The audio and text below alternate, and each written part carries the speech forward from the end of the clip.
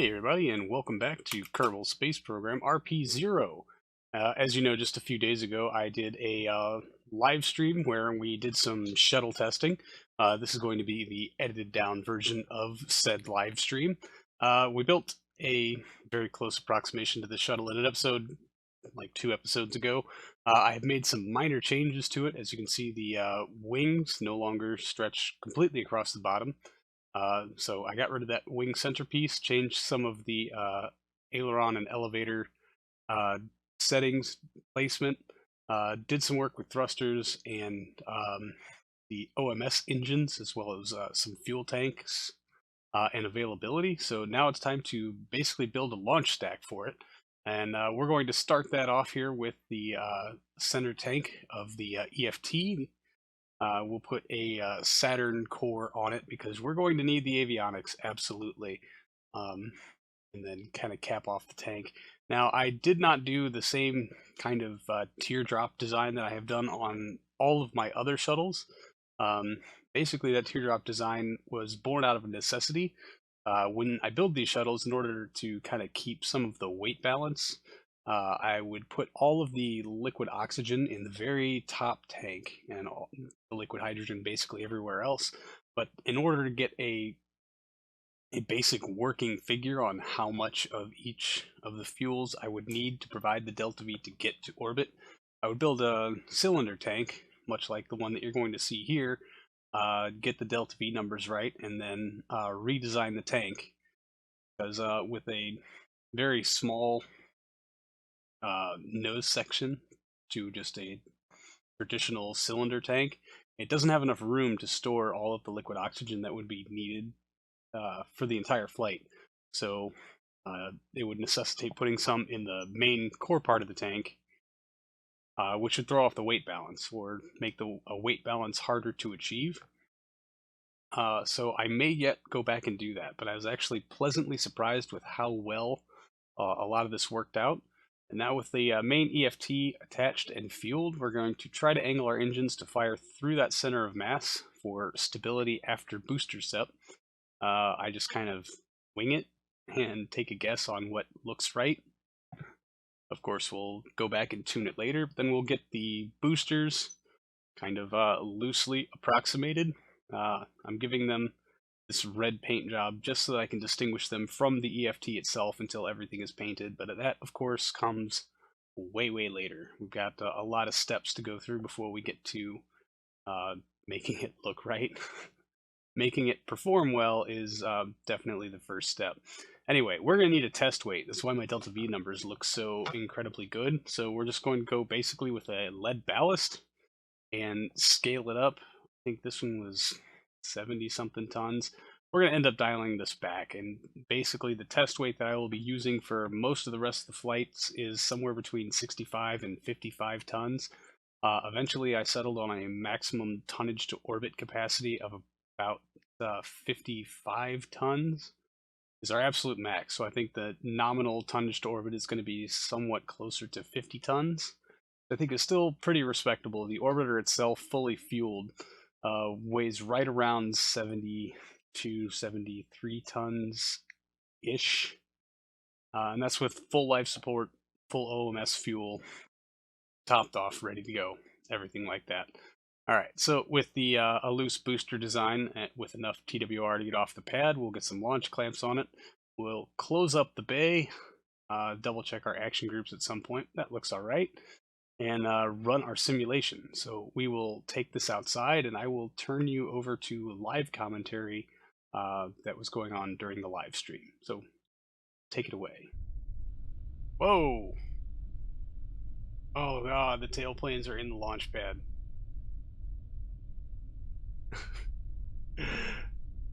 Let me just up the ambient light adjustment a little bit so y'all can see.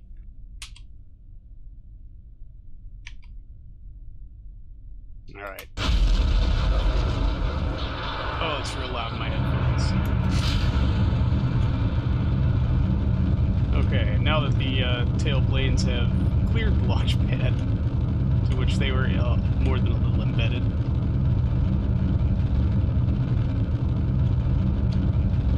Let's see if we can't can't point straightish. Come on. We would like to go this way, please.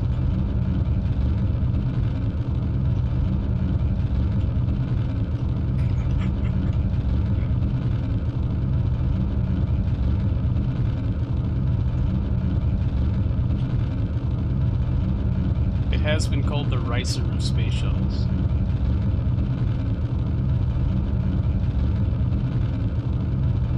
No SEP motors on the booster SEP. Is that what your physics student was talking about? Alright, my hands are actually off the controls. We have a very interesting wiggle. I'm gonna throttle it back just a bit. Oh man, yeah, thrust to weight ratio is gonna be not very good at booster SEP. We need more booster.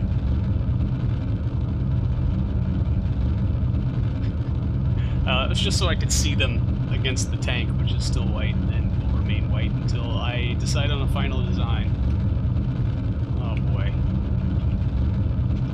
Roll control is not very good. I'd like to see this in a 1 point something thrust to weight ratio at SEP. Not gonna happen. Boosters off, throttle back up. Please don't blow up the wings. Oh, no. Alright, come on, bring it back. Wow. Alright. It's fighting me a whole lot. I think our engine angle is still way off. It made it past booster SEP. Somebody owes me a cookie. It's not doing very well, however. Oh boy. We're losing it. We're losing it. Yeah.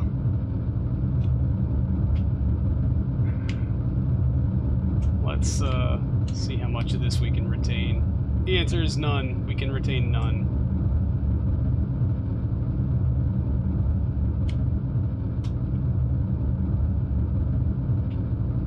How much of a balance issue is it?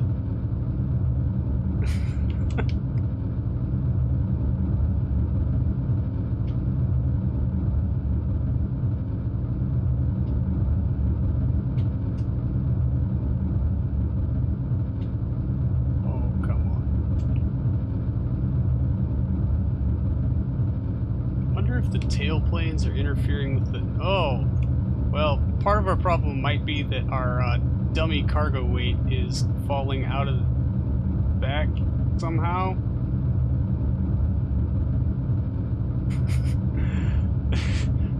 There's a 80-ton lead pipe sticking out of the back. Yeah, we're gonna kill this.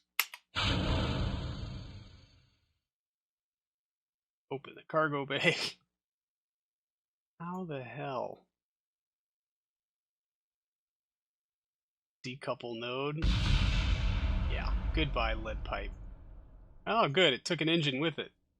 That's always a welcome sight.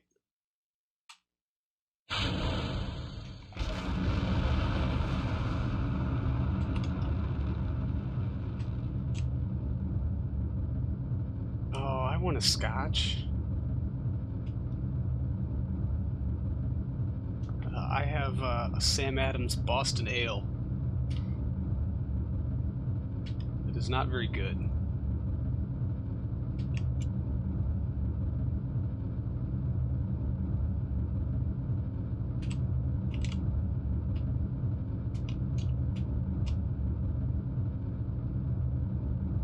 This thing does not want to give me any modicum of control. Although I imagine at this altitude and this speed, it's going to be highly, highly unstable.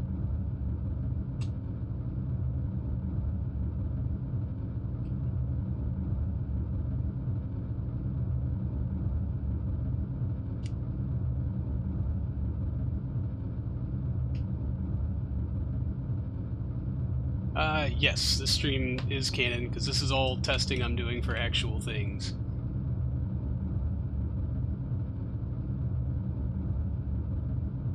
I will probably edit this stream down into an episode over the course of a weekend.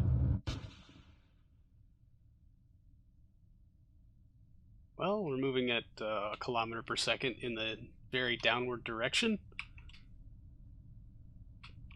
I guess we get to do a nice cross-range glide test. This is a sim.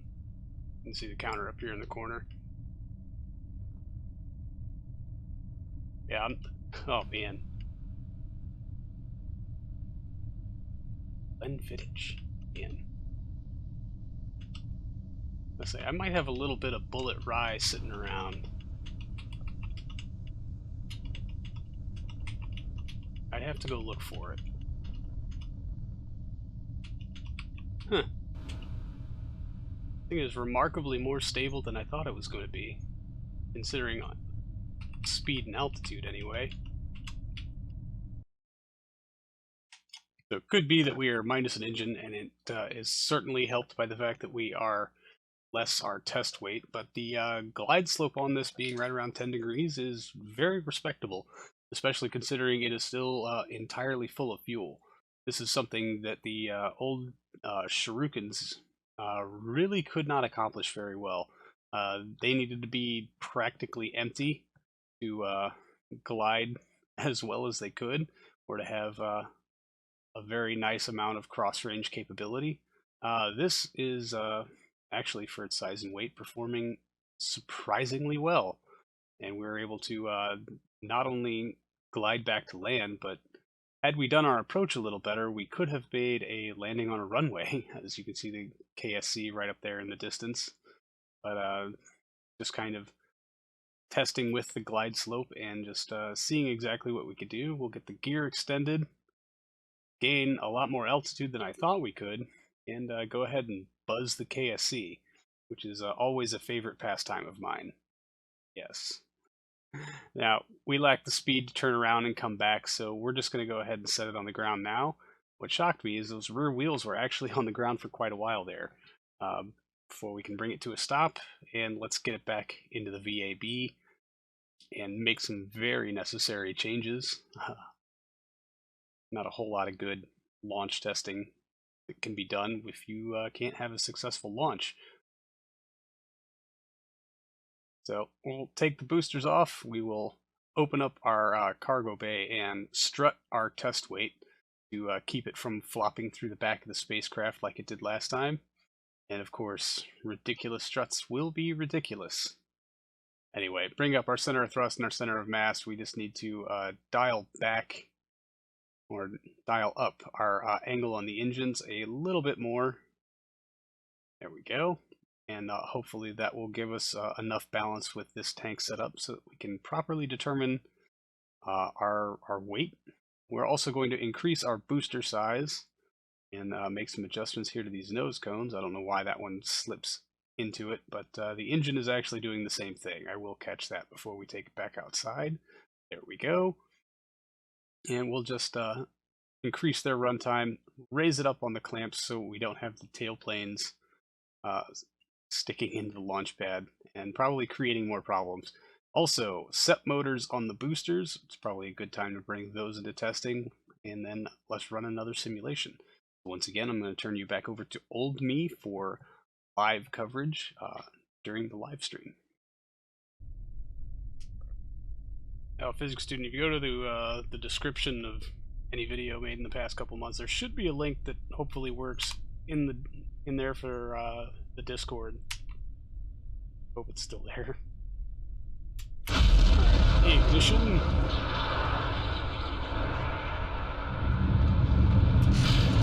Lamps off.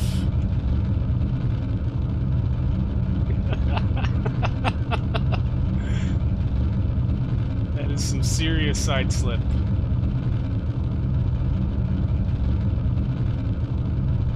Yeah, down to a 1.1 lift-off thrust-to-weight ratio. That's particularly fantastic. Maybe this is too much booster.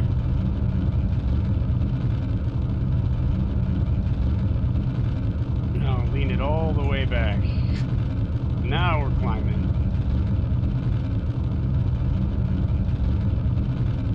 I got clips disabled. Do I? Guess I never assumed I'd be interesting enough to make a clip of anything.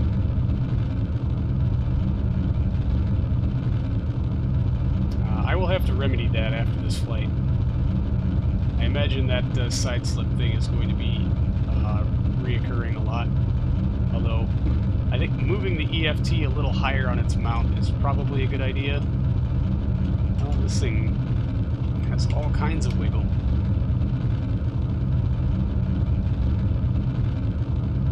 Really, if this proves okay-ish, the next step is to move all of the liquid oxygen to the high points on the EFT, and liquid hydrogen lower. Which is why typically I have a 3-part upper on my EFTs, is to make it big enough to hold all of the liquid oxygen in the very tip of the tank. This will certainly not be big enough to hold all of the liquid oxygen. It means at least some of it's going to be down here in this tank. Whoa. Roll control causes quite a rapid yaw. Alright, I feel like this is pretty shallow. Right now the EFT is 3 different tanks. There's a core tucked in there also, but it's all just appropriately ratioed. Which, actually, I should pump some fuel forward for stability's sake. That will be something I will fix once I figure out that the rest of the things tend to work pretty well. Although I think we've got the glide and fly part down pretty well.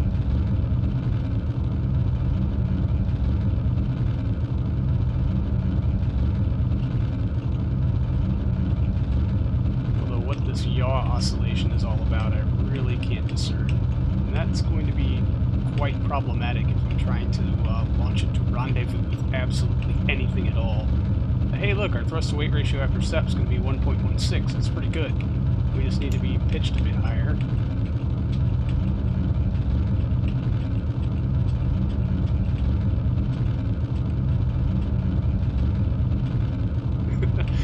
It definitely needs to be better at being a rocket.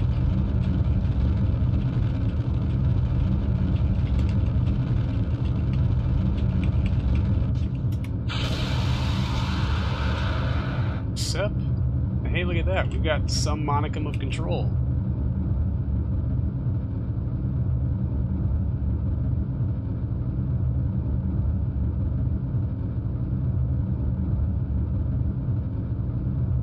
Oh, this is quite nice.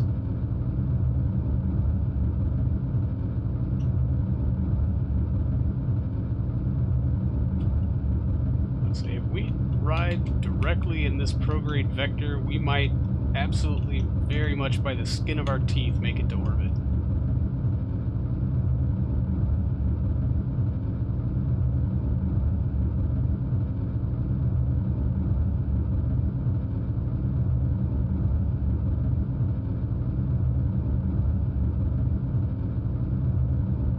Oh, I didn't even pay attention to that Wookiee.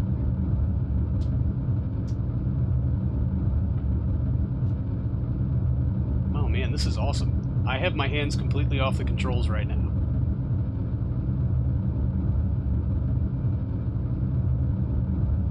I don't even have RCS on.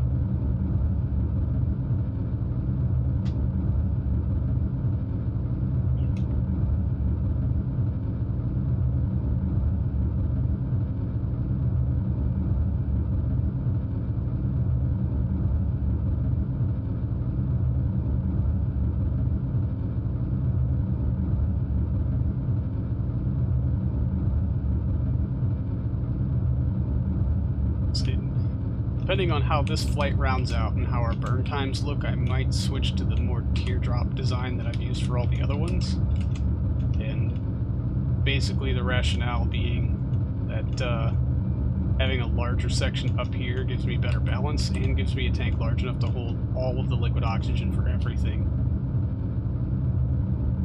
If I make this slimmer, like this nose cone isn't going to be big enough to hold all of the liquid oxygen that I would like to put for the entire EFT.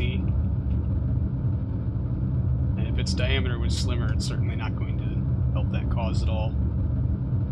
Because really, these are not realistic concerns. These are KSP game concerns. Oh, excuse me. Alright. Now we'll kick the RCS on. But really, for a system that hasn't been very well balanced, it's behaving itself very well. We're just, I don't know, we're going to come nowhere near an orbit with this.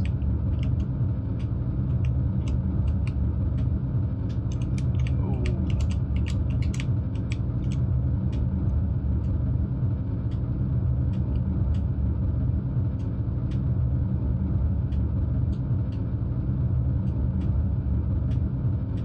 Yeah. Pretty much, Wookie.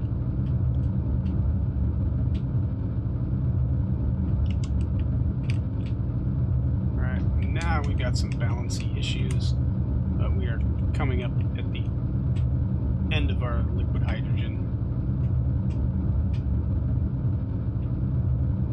We are going to go quite high. I actually could afford some pretty relentless pitch down.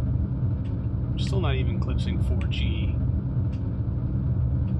So maybe a 75-ton cargo is a bit ambitious.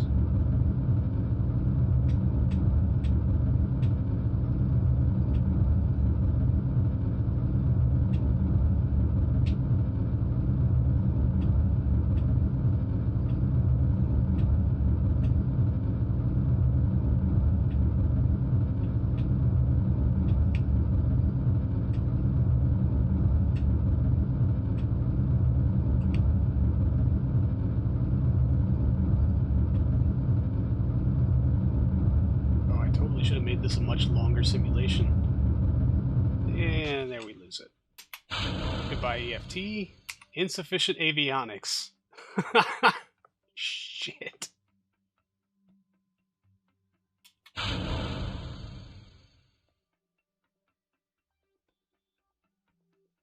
Well.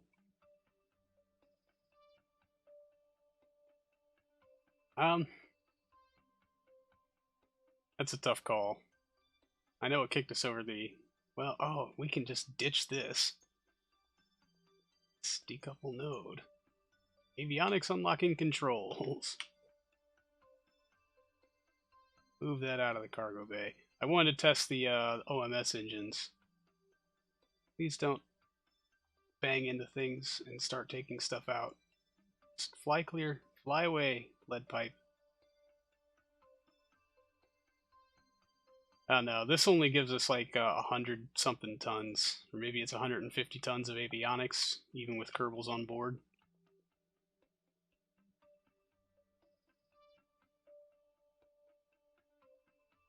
So just based on that, I'd say a 75-ton cargo is probably a bit out of our acceptable range. Maybe we'll go more for 50.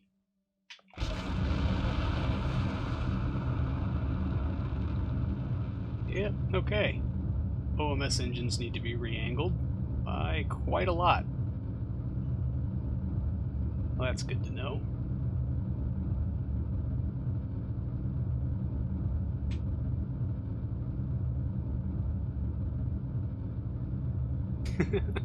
Space cigarette.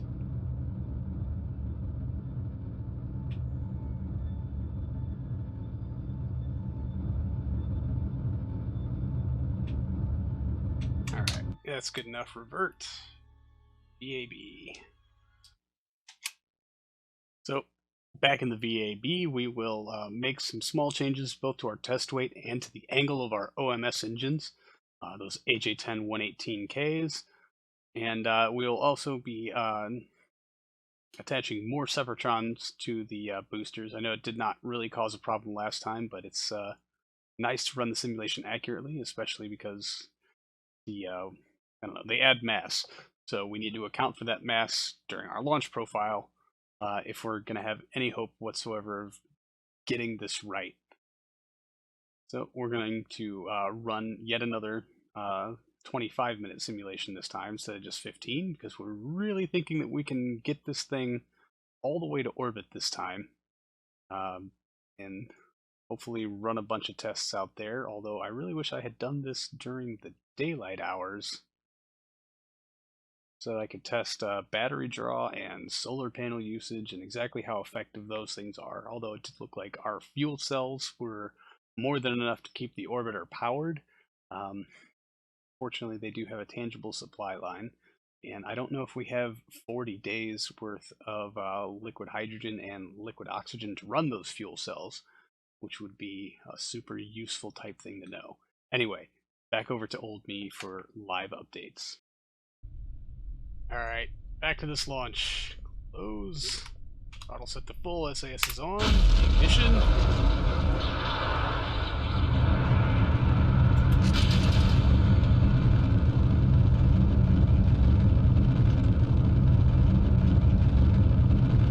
Just power slide right into this launch.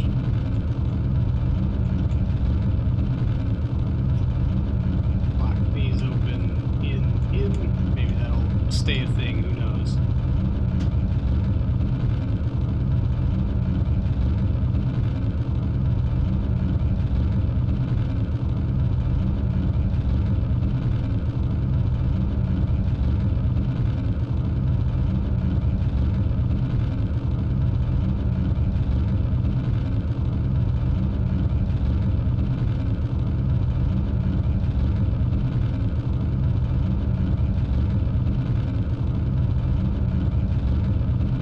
Wish I knew what was causing that kind of wiggle, because that is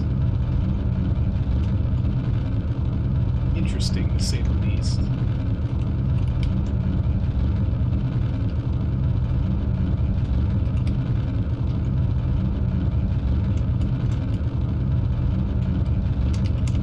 Alright, come on, gravity turn. Holy crap, we are moving.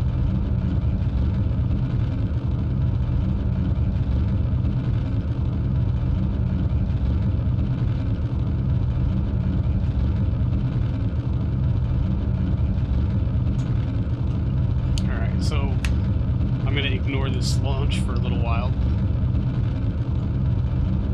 Have a good night, physics student. Bummer. I was totally about to ask you guys an important question. So I've been thinking more and more about doing some of the build-a-sode stuff here on Twitch. More kind of live building, as opposed to pre-recording the build-a-sodes and putting them on YouTube. I think, obviously, because that's kind of unfair, I would still edit down the footage and put the build-a-sode on YouTube later. But if I did a bunch of buildy things and testing things here on Twitch, would that interest anybody?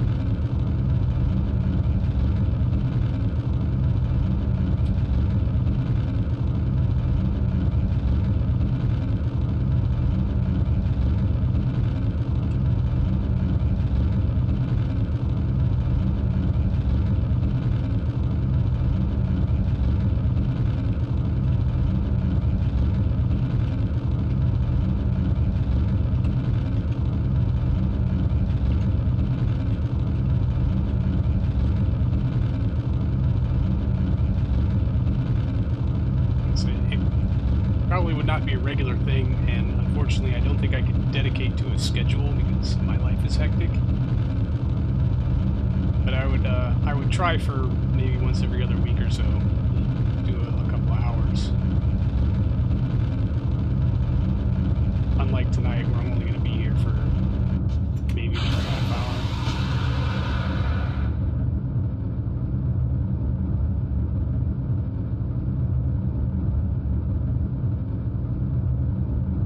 I guess a lot of it does depend on interest, and really, not that I don't love you people, the three of you here right now, but I should probably ask this in a YouTube video, engage more of the community's response, I guess.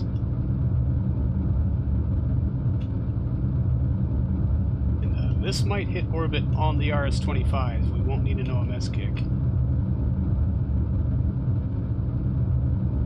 Nice. It showed up there in the chat. Power slide off the pad, clipped by Wookie Goldberg.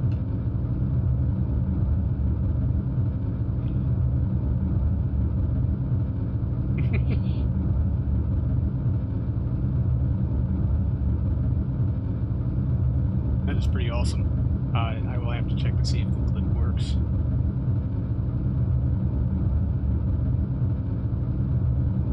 Affluent Old Hyena Twitch raid.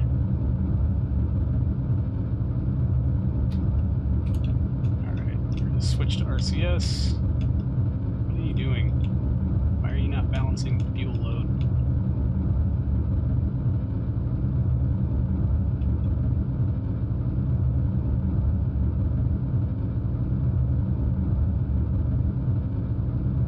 Totally could have been way more aggressive with this gravity turn. Now we're going to go up to probably a 400, 500 kilometer apogee. Oh, good. This is awesome. My hand is not on the controls, and this thing is flying itself.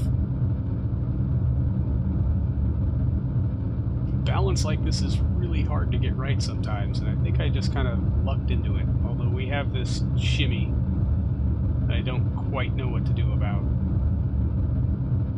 But it's doing this all by itself, and this makes me kind of happy. So maybe I won't adjust the EFT design. Maybe I'm just going to leave this thing alone and paint it and call it a day.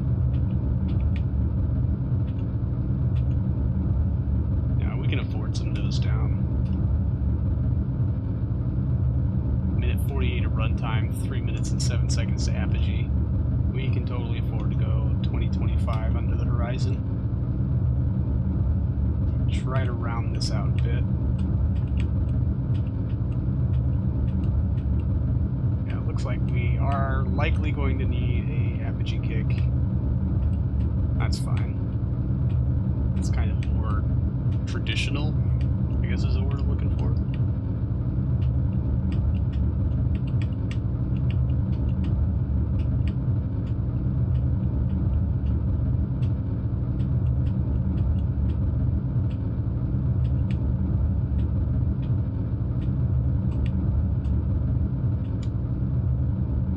Now it needs some attention. Okay. I guess that's to be expected, right? Yeah, because I always wanted to deorbit the EFT and have it burn up. Unlike me, who just has a bunch of EFTs in low Earth orbit for no reason whatsoever.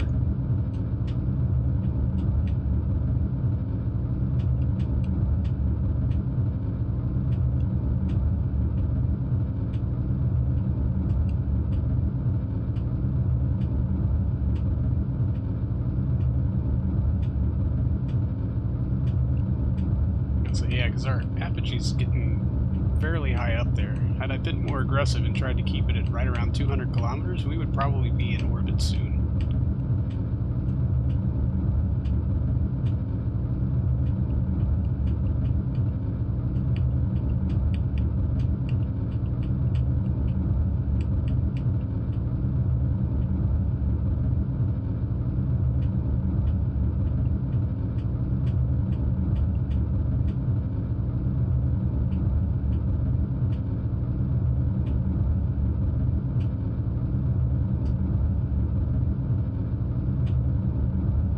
And flame out. Eject. Good, we still have control. Oh, I want to go this way. Oh. Oh boy. What are you doing? Don't know. Ding! Fine, we'll go underneath. So, set motors for the EFT.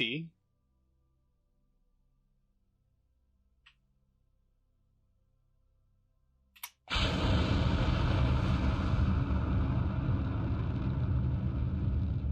just going to do this, try to get clear. So this thrust to weight ratio is abysmal. 0.06. It was right around here that my internet started being extra wonky and a little slow. So if you notice the video kind of stuttering around, that's what's happening here. Because this recording was pulled from Twitch and not locally recorded as I usually do. But so we're just doing we are attempting an OMS circularization burn. We're also going to extend our panels. This is where we're going to double check our runtime on the fuel cells. and see if we are charging adequately. I'm also going to lock the gimbals on these RS-25s just because it annoys me having them wiggle around for absolutely no apparent reason. We've got 2 radiators on the cryogenic tank in the cargo bay for the liquid hydrogen. I'm going to see exactly how effective that is at preventing boil off, although the limited time of this simulation is probably going to prevent any accurate data gathering on that front. But this turns into a very, very, very long OMS burn. And I am actually pointing the cockpit straight to prograde, even though our thrust vector is not exactly straight to prograde. We should probably be about 10 degrees above horizon. This is all me thinking about it in retrospect, because those engines are off-axis, and so therefore our velocity vector will also be off-axis. So I am actually pushing us deeper into the atmosphere, or increasing our sink rate into the atmosphere, and not being as efficient as I could be with a circularization burn. The real problem is that we just don't have enough time to circularize at this altitude, given our sink rate and our thrust to weight ratio, before we hit Atmo again, which is interesting. So we either need to loosen up our cargo constraints, or up the ante on our OMS engines if we want to be able to carry this much cargo.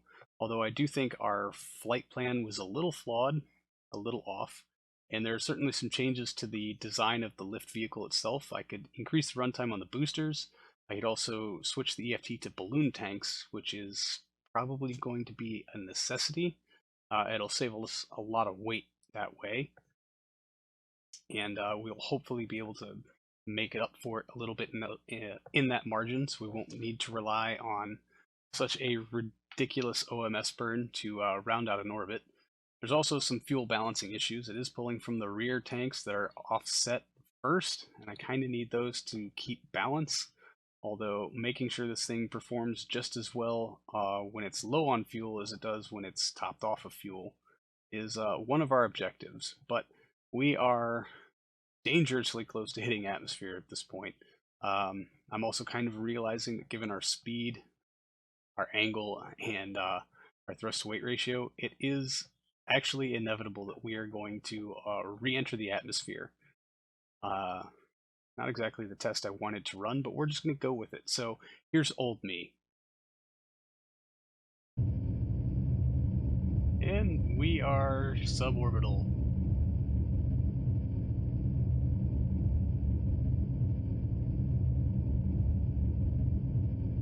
Probably pull these in. Our speed is fairly appropriate, although our periapsis is far too low and will be descending far too quickly for this to be a manageable descent.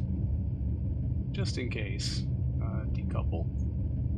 It's our first lead pipe to not even in orbit.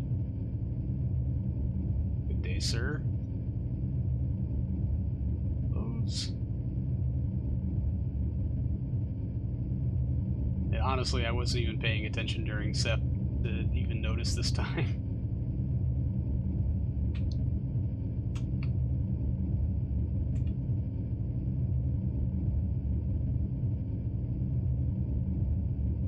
Alright, well, we're going to spend our last 45 seconds descending into the atmosphere.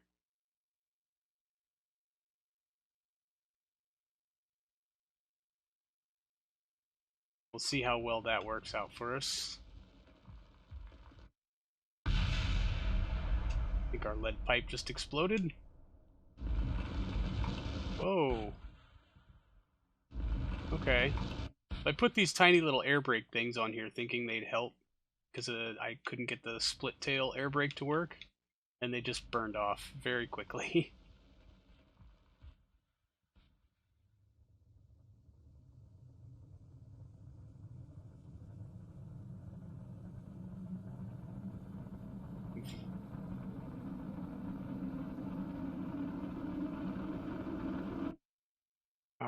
Alright. Yeah, 13 grand. I'm not going to be here for another 25 minutes.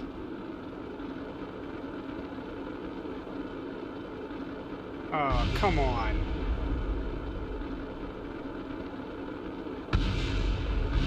Alright, returning the capacitor switch off. I don't know what is exploding, but it's certainly not very pleasant. Oh, thrusters. That's interesting.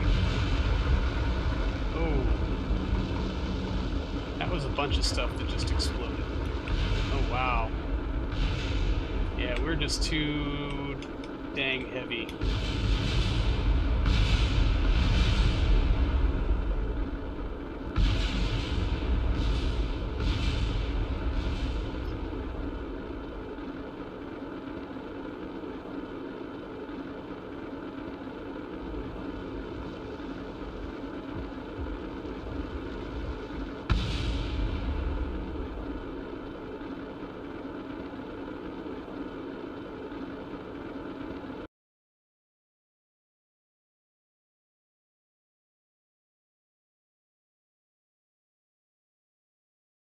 Yes, we have one landing gear still.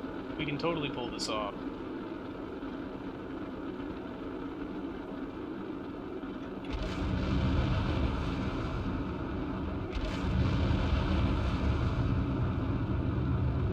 Is that the flame effects getting flame effects? I'm not sure what's going on back there.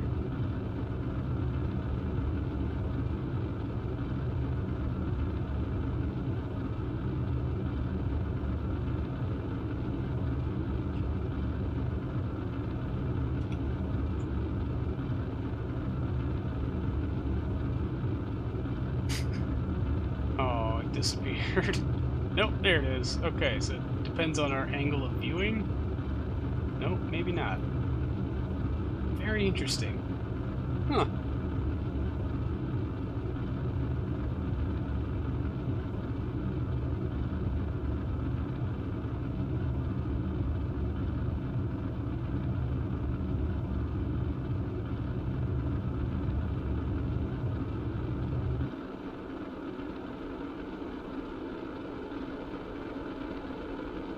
This is a healthy angle.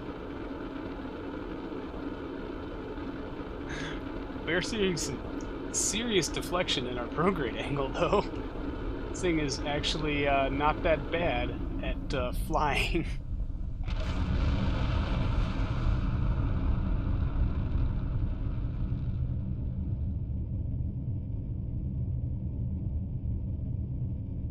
We just did a gliding about face.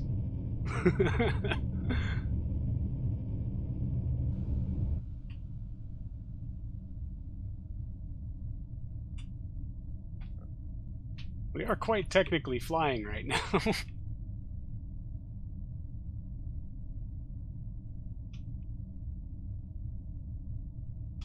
Oh, if we could get this roll angle right.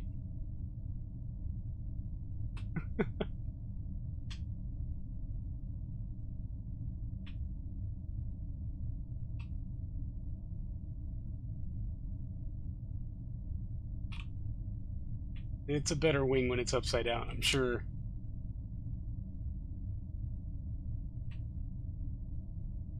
I wouldn't say no capacity, just no capacity with a very, very negative periapsis. Yeah, we were coming in real steep. And very, very heavy. Even the Shuriken has a maximum weight at which it can re-enter successfully. And that thing's probably a much better aircraft than this thing will ever be. Alright, let's see if we can't flip it around. Nope, we're in thick air now, we can't do anything. I speculate it's sync rate. That's my hope, because if it's not sync rate and this thing is completely unviable, I'm going to feel really dumb for wasting so much time on it.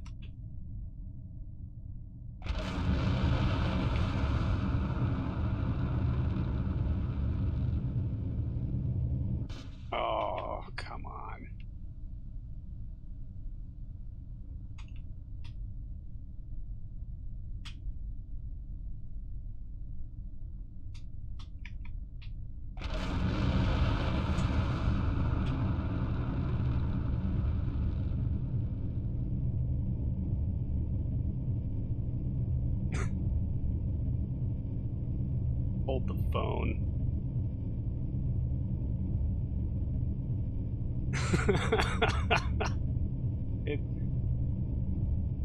This thing is kind of flying. Minute 45 of burn time on these engines. We're at 1.8 kilometer and sinking pretty fast.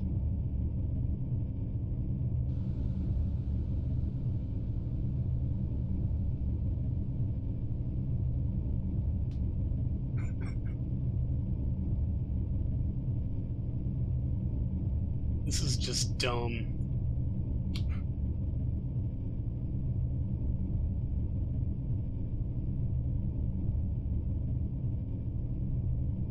Come on, buy us a little more altitude. You can do it. 800 meters. You can totally survive this. You are slowing down. Come on, Val. Come on, Val. I don't think this is gonna work.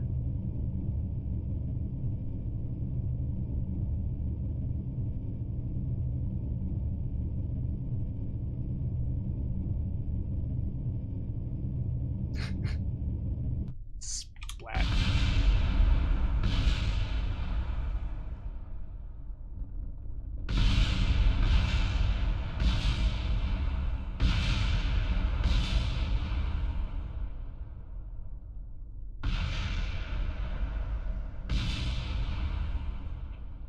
Holy crap.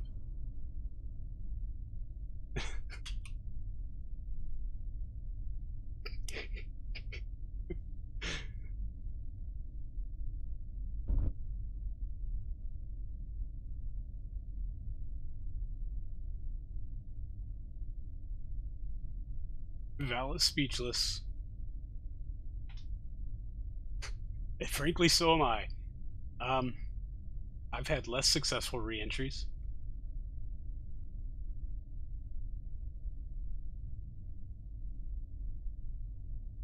Yeah, I honestly just don't even know what to say. Yep, any landing you can walk away from.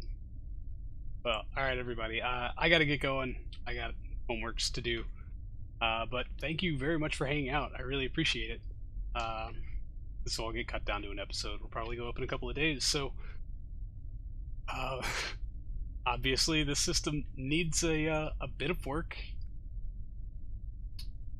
Just a little.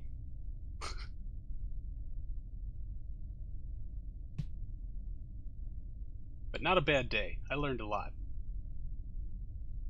Sort of. Alright. Thanks for hanging out, everybody. I will see all of you very soon.